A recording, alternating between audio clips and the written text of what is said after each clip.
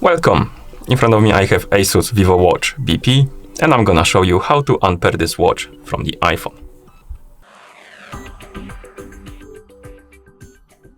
First, we need to open the settings on our iPhone, so let's tap on the settings icon right here. Once you open the settings, tap on the Bluetooth option to open the Bluetooth settings, and here you should see the list of my devices, and your watch, the ASUS VivoWatch BP, should be on this list.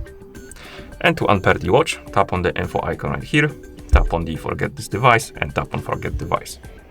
Once the ASUS VivoWatch BP disappears from the list of my devices, you can close the settings, and at this point the watch is unpaired from your iPhone. And that's how you unpair this watch from the iPhone. Thank you for watching. If you found this video helpful, please consider subscribing to our channel and leaving the like on the video.